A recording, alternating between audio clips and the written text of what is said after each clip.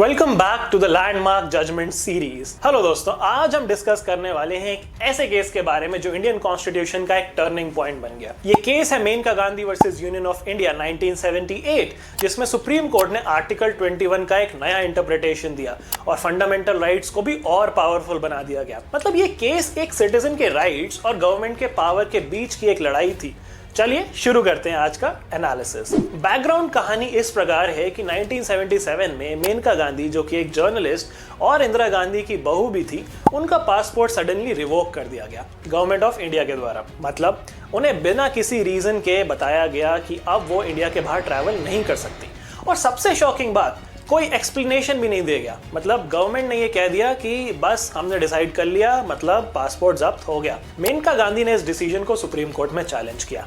अब इशू ये था कि मेनका गांधी का argument was very simple. Government का डिसीजन आर्बिट्ररी है, बिना किसी वैलिड रीजन के लिया गया है and article 21 right to life and personal liberty को वायलेट करता है। क्या गवर्नमेंट किसी भी सिटीजन के राइट्स को बिना किसी वैलिड प्रोसीजर के छीन सकती है? जबकि गवर्नमेंट का कहना था कि पासपोर्ट एक्ट के अंदर ये डिसीजन लिया गया है and national security and public interest में कुछ चीजें रिवील नहीं की जा सकती। तो सवाल सारा ये था कि क्या एक डेमोक्रेटिक कंट्री में एक सिटीजन के फंडामेंटल राइट्स सिर्फ गवर्नमेंट की मर्जी पे डिपेंड करेंगे? सुप्रीम कोर्ट का फैसला गया था। इस लैंडमार्क जजमेंट में सुप्रीम कोर्ट ने डिसीजन लिया कि ये प्रैक्टिस अनकॉन्स्टिट्यूशनल है। मतलब आर्टिकल 21 सिर्फ लाइफ बचाने का राइट नहीं देता, बल्कि एक डिग्निफाइड लाइफ जीने का भी राइट देता है। राइट टू ट्रैवल एक फंडामेंटल राइट है, गवर्नमेंट बिना किसी प्रॉपर प्रोसीजर के इसे नहीं छीन सकती। आर्टिकल 21 के अंदर प्रोसीजर एस्टैब्लिश्ड बाय लॉ का मतलब है प्रोसीजर जस्ट, फेयर और रीजनेबल होना चाहिए। नेचुरल जस्टिस का प्रिंसिपल फॉलो होना चाहिए।